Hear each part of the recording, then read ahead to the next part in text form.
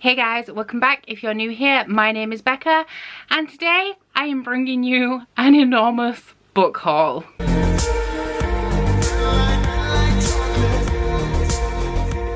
So this is definitely the biggest book haul that I have done this year to date. May was my birthday month, so I have quite a few gifts. I have a few gifts from Bookish friends. As well as that, I predominantly ask for books from my boyfriend and my best friend, so I have books from those as well. For my birthday day out, we went into York, which is one of my favourite places for secondhand books, so there are some secondhand books here. I also bought a few books new on that day, and there are library books as well. So I have 28 books to show you guys today. This is a lot. May and December are kind of my biggest book hauls. I don't generally go out and buy a lot of books now. The only reason I did such a big secondhand haul is because it was my birthday and I spent birthday money on these books. But as usual, this video is going to be split down into sections of where I acquired each of these books, and we're just gonna get into it, starting off with the gifts. So starting off with the gifts from the lovely Gav from Gavin Hetherington. He is a very new booktuber, and all of the links to everybody's channels who have gifted me things will be in the description box below. But for my birthday, he so kindly gifted me A Game of Thrones by George R.R. Martin. This is the leather-bound edition that comes in this beautiful slipcase. There is a 1 on the spine to indicate that it is the first book, and it looks like an old-fashioned sort of leather-bound book, obviously. But if I take it out of its case, we also have these stunning gold edges. The map of Westeros is also on the covers.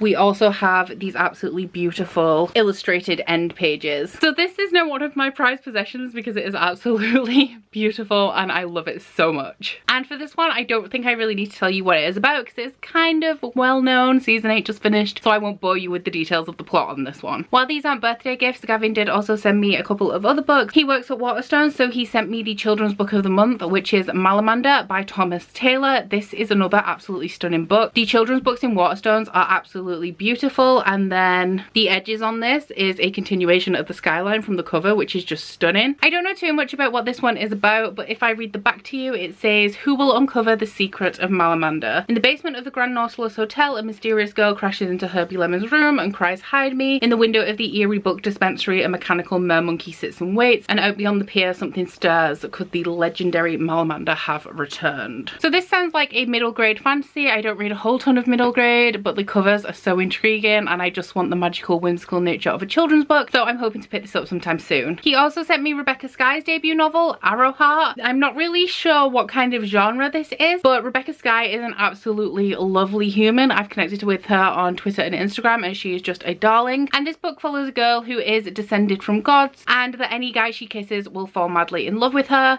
I'm expecting this to be kind of like a contemporary with mythological aspects, however I do not know for sure. It could be a lot more fantasy, it could be an urban fantasy. I'm very excited to get to this in summer because this seems like the perfect summery read. The beautiful Hayley from Hayley Marie gifted me Wicked Saints by Emily A. Duncan, and I am so hyped to read this one. Also, I did not know that the spine of this was so damn beautiful until I received it. But this book has been receiving a lot of hype and I am very interested in reading it. This is I think it's a young adult fantasy and it concerns both gods and blood magic. I think we have opposing sides. Some people worship gods, some people perform blood magic, and I've also heard that this is really appealing for fans of the Darkling and Alina and that whole like dark romance. I've also heard that it's very morally grey and also trigger warnings for self-harm because in the performance of blood magic, people do hurt themselves to spill blood to use in their magic. Heard great things about this one. Hopefully buddy reading this with both Hayley and Cody next month, so you can look forward to a review on this one very soon. From my bookish bestie Rachel from Rachel Marie Book Junkie, I have Peace and Turmoil by Elliot Brooks. Elliot Brooks is a booktuber. I'm sure you have all heard of her. She reviews a lot of high fantasy and she's sort of my go-to for adult high fantasy recommendations. This is her debut novel. I don't know a lot about the plot of this.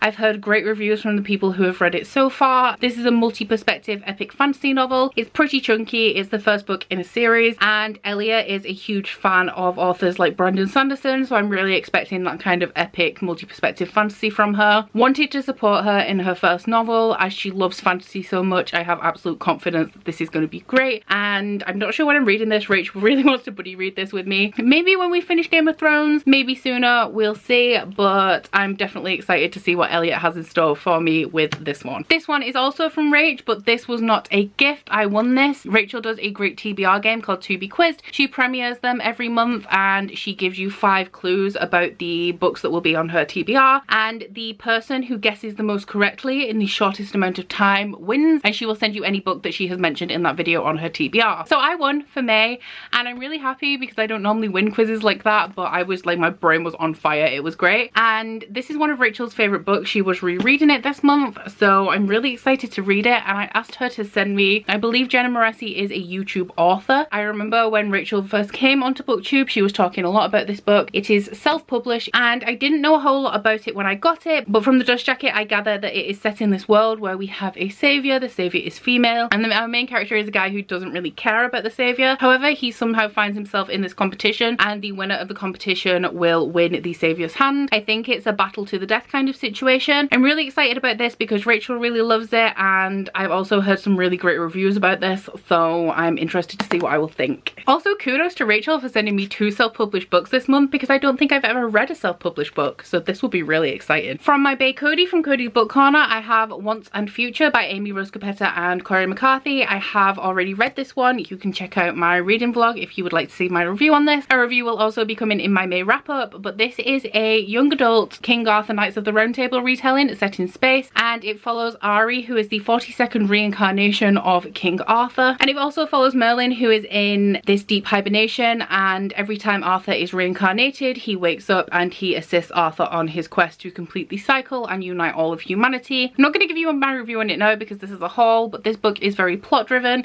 It's a really fun sci-fi, and it is very, very fast paced. There's not a lot of character development in here, and things are just happening like really, really quick. I gave it 3 stars. Recommend it as a fun read, but kind of lower your expectations on this one because I know it's been pretty hyped. This book also contains a lot of diversity. The authors are engaged. One of them is a non-binary trans person, and there is a lot of sexual representation diversity in here, including non-binary characters. There's an ace character. Most of the relationships in this are also same-sex couples, and there is also POC rep in the main cast of characters. So if you like a fun, fast-paced, diverse read, then you may want to check this one out. Cody also sent me Descendant of the Crane by Joan He because she knows that I love my East Asian fantasy. This is a 2019 release, and it follows a girl whose father has been murdered. I think her father is the emperor, and she will be kind of ascending the throne, but she really wants to find out who murdered her father. There is also magic in here. Very excited to read this. A lot of people have been reading it this month for the Asian Readathon, and I think it's a book club book, so there's definitely a lot of hype surrounding this one at the minute, and I can't wait to read it. From the wonderful Jade from JD Ray Reads, we have Endsinger by Jay Kristoff. This is the last book in the Lotus War trilogy, which is an East Asian inspired fantasy series that I really love. The rep is not great in this one. I've heard that it's mainly based off anime and not actual East Asian culture, but this follows a girl called Yukiko. Her father is the master of the hunt for the shogun, and the shogun is a very entitled man. He's not very nice, and he sends his master of the hunt to occur an Arashitora. I think it's Arashitora, which is a mythical half tiger, half eagle creature. The only problem is that this is kind of like a dystopian world. The world is heavily polluted because of all of the lotus fumes that are burned for fuel, etc. So even regular animals are pretty much extinct in this world, and it's a fool's errand to go looking for this mythical creature, but they can't say no because the shogun will kill them. Adventure and rebellion ensues. I really love this series, and I'm really excited to finish it off, hopefully sometime soon. We just haven't been putting it on my TBR because I'm reading Game of Thrones, and that's enormous, but I really want to read this one soon. From my friend Najwa, I have Senlin Ascends by Josiah Bancroft. This is the first book in the Books of Babel trilogy. I know it's definitely a series. I don't know if there's only 3 books, but I've definitely seen 3 books, and I saw this recommended on Mel to the Ennies channel. I think this may be a retelling of some sort, although I'm not sure what it is retelling, and I believe this is about a guy who goes somewhere with his wife. His wife goes missing, and he ends up in this tower climbing up every floor to try and find his wife. I've heard that it ends on a cliffhanger and leaves you eager for the next book. This was kind of introduced to me by Melanie in one of her first videos that I ever watched, and that's just left me intrigued. I don't know why sometimes when I watch people's videos videos, like I hone in on one book and I just think of that person and that book all the time, even though they may have only mentioned it once. Not really sure what this one has in store for me, but I'm excited nonetheless. Najwa also sent me The Boneless Mercies by April Genevieve Chalke. I think that this is a young adult fantasy and it was getting a little bit of hype, I think, at the end of last year, but the premise really intrigued me. I don't know a whole deal about the plot, but I think that it follows a group of women in a world where only women can perform this specific task, and the task is killing people. Badass women who kill people is something that I'm about. I don't know much else about this, but I'm excited. So those are all the books from my bookish friends. Now we are moving on to the books from my best friend Ryan. The first book that he got me is Battle Royale from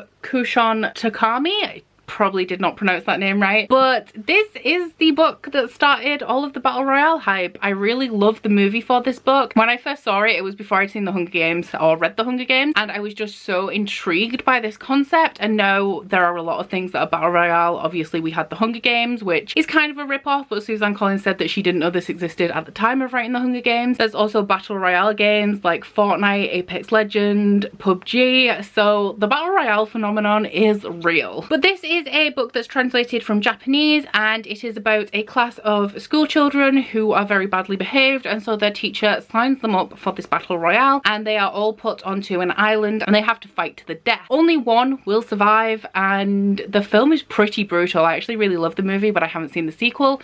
There are sequels to the book. I've been wanting to read this one for a very long time. I first had my eye on this before I'd read anything translated, and I was kind of intimidated by translated work. I didn't know how well translation was. I didn't know if they'd be written in a way that I was unfamiliar with because they were translated. But since then I have read quite a few translated works and I'm confident that I can enjoy this, so I'm really glad that Ryan bought this for me. He also got me The Devouring Grey by Christine Lynn Herman. Now I've heard that this is a cross between The Raven Boys, Riverdale and Stranger Things. I haven't read The Raven Boys, but I am unhealthily addicted to Riverdale and I love Stranger Things. This has also been receiving a hell of a lot of hype, and along with Wicked Saints, this is the one that I'm kind of most hyped to read because of the things that people have been saying about it. So from what I've gathered that this is about, it is set in a small town, kind of like Riverdale sized town, and a girl who is descended from the founding families of the town returns back there, and in this town there is a grey mist called the Devouring Grey. The founding families have kind of kept it at bay all this time, but for some reason it's kind of going out of control and they have to figure out a way of controlling it. Really excited to read this one. I wasn't when it first came out, but just hearing what everybody has said has been really building the hype for me. And this like urban fantasy thriller type thing is not what I'm normally into, but I'm very excited in this case. The last book that Ryan got me is Slayer by Kirsten White. This is one of my most anticipated releases. It's just, I'm an impulsive person, so as time goes on, if I haven't done the thing or bought the thing, my excitement kind of wanes. But Kirsten White writes retellings, and she tends to write gender bent or feminist retellings. This is set in the Buffyverse, which is why I wanted to read it. I absolutely love Buffy, but this book features a girl who is part of the Watchers Academy. This is set kind of after the TV show. She is called to be the last ever Slayer, and she hates Buffy,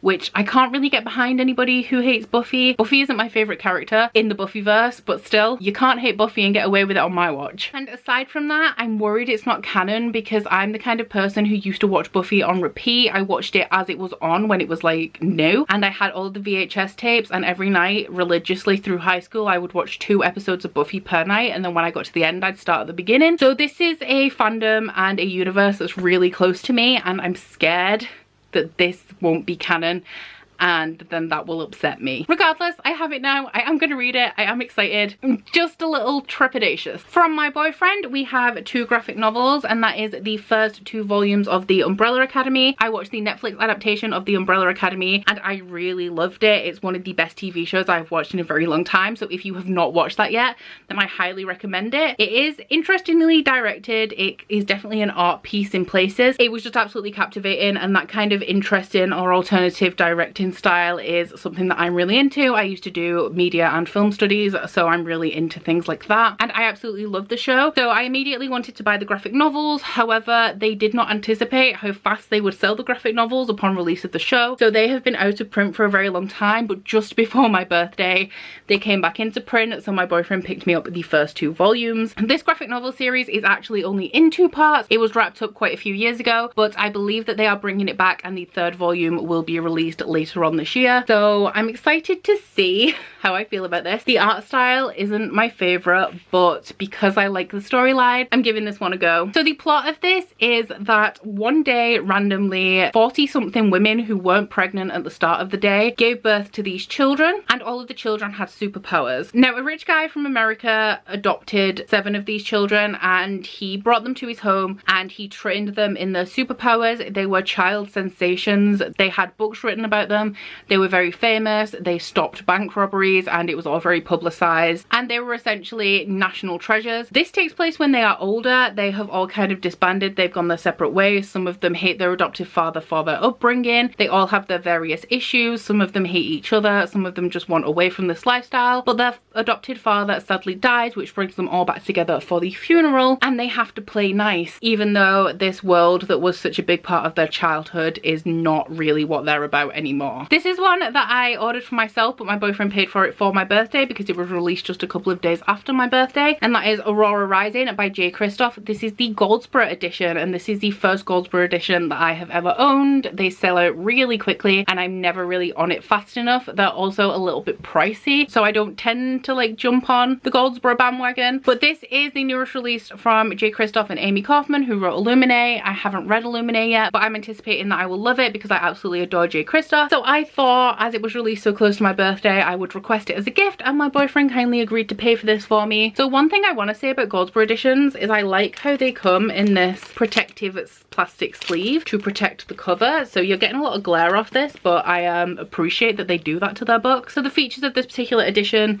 is that it has purple sprayed edges. All of the Goldsboro editions are first editions as well. They are also all signed by the author, and they are also numbered. So this one is 418 out of 500, and I'm so excited to have this as a part of my collection. Even though they're not connected, I really want to read Illuminae before this, just to gain like a foundation of their writing style as a writing duo. This, unlike Illuminae, is told in normal prose, and it does have like just a couple mixed media pages, but I love sci-fi, I love J. Kristoff, and I'm really excited to get to this hopefully sometime soon. I need to stop procrastinating on Illuminae. I'm essentially putting it off because I think I love it so much, but I just need to read it. Okay, so that about wraps up the gifts. Now we're onto the library books. I definitely should have done 2 hauls this month. So the first library book I have is Beneath the Sugar Sky by Shauna Maguire. This is the 3rd book in the Wayward Children series. This series follows children who have been to portal worlds and have been returned to reality for whatever reason. Eleanor West opens a home for them so that they can rehabilitate and get used to reality, because a lot of them never return to their portal worlds, even though that is the place that they really consider to be home. So these are more like companion novellas. I believe that the 3rd book follows a girl who turns up at Eleanor West's home for wayward children and tells them that they need to stop somebody from being murdered, because if they do, she will never be born. I didn't really like the 1st book in this series, but I really liked the 2nd book. As they are all different, I can't really predict how much I will like this installment, but I have high hopes. The 2nd book that I got from the library is also a continuation in a series, and this is The Sword of Destiny by Andrzej Sapkowski. This is the 2nd book in the Witcher series. It is the 2nd collection of short stories, and this series follows Geralt of Rivia, who is a monster hunter or a witcher, and it is just the tales of him killing monsters. I'm not sure if there is more of an overarching plot when we get into the core books in this series, but the short stories are definitely just instances where he has been killing monsters. I'm interested in this because this is a series of books that the video games are based on, and I haven't played a full Witcher video game, but I have played a lot of The Witcher 3 and I really enjoyed it. Elliot Brooks really likes this series, and she's the person who first drew my attention to it. I wasn't a fan of the first short story collection, but I'm very eager to get to the full installments in this series, so I'm hoping to get to this one very soon. So now we are on to the books that I bought this month. As I said, I went for a day out in York and I did a lot of secondhand book shopping. Those books are coming very soon, but I did go to my favourite comic book store, and I like to support them, so even though I could buy manga and graphic novels cheaper online, I do tend to buy them from there. And they had a 3 for 2 sale on manga again. I should probably read the manga that I've got before I buy new manga, seeing as I'm not like completely sold on the format because I've only ever read 2 manga, but I bought manga anyway. So the first one that I got is Orange by Ichigo Takana.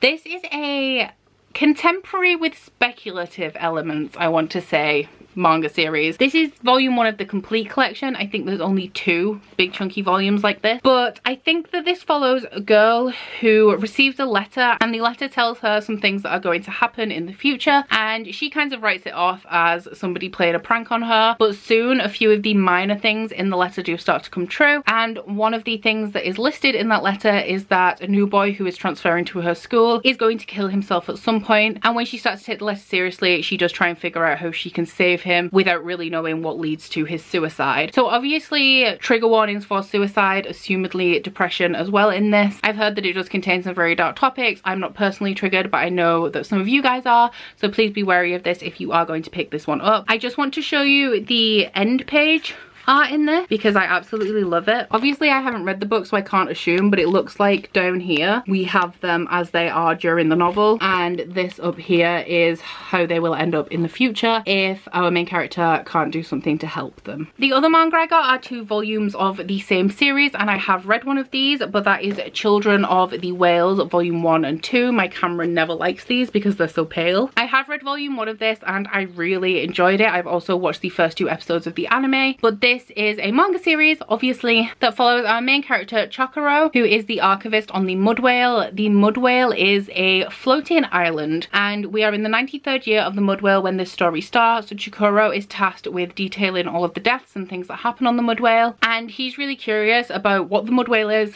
why they're there. Is it a living entity? Is it an island? Is it a ship? What is it? Because they are floating along on the sea of sand. One day when they are floating along, they do encounter another island. This happens occasionally. They send out scouting parties to kind of salvage materials. So they send out a scouting party. Chikoro is part of that party, and they discover the first human that they have encountered that isn't from the Mud Whale. Things kind of escalate from there. There is a magic system in here that is based on emotion. You have the marked and the unmarked in this world. The marked have the magical powers that are fueled by emotions, and the unmarked are just kind of normal humans, and the marked die at around age 30, so there is also a mystery about like what are these powers and why do people have to die so young. Thoroughly enjoyed the first volume, excited to get onto volume 2, may be able to squeeze it in at the end of this month.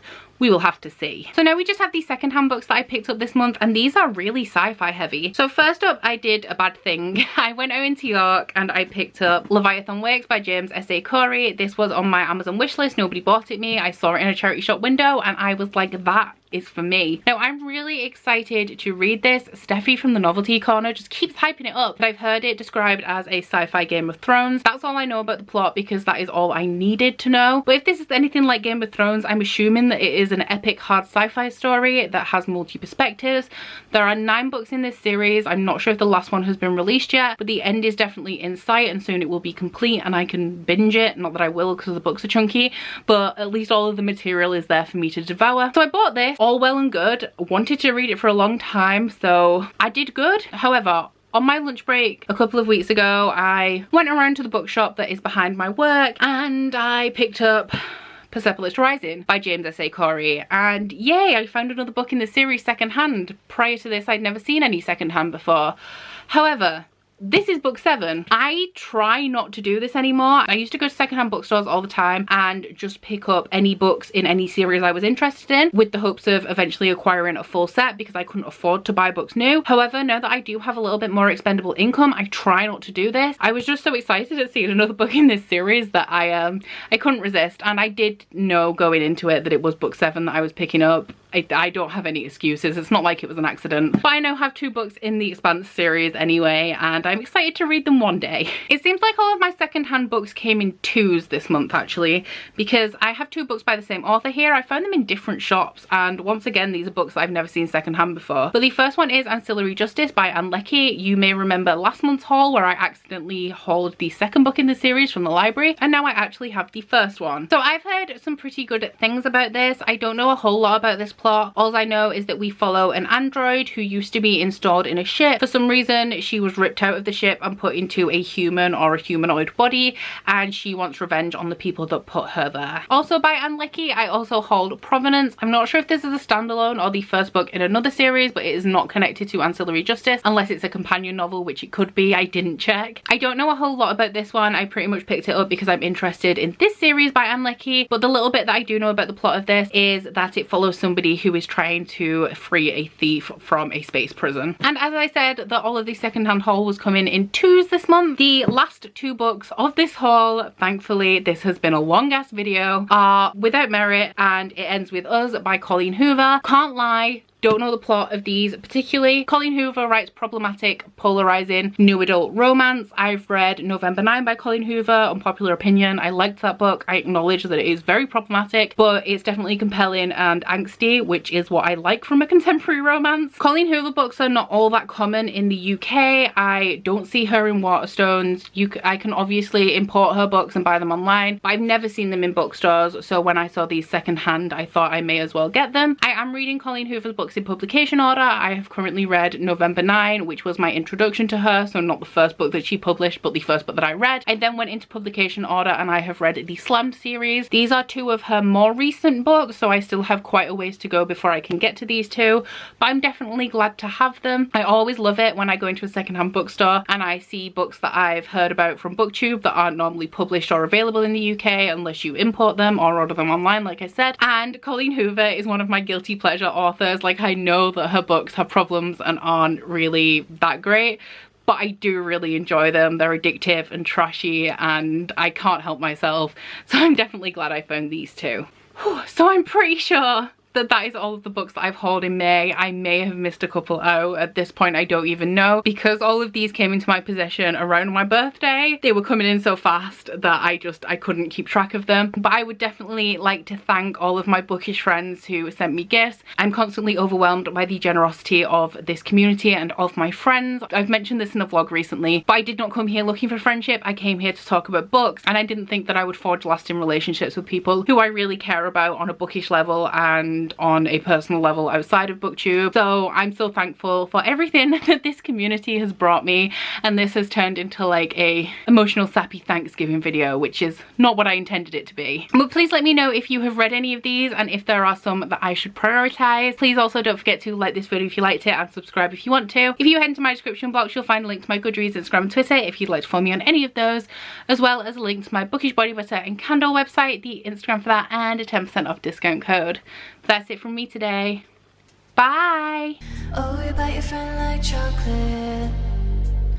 You say you'll go where nobody knows, with guns hidden under our petticoats. We're never gonna quit it, no, we're never gonna quit it, no.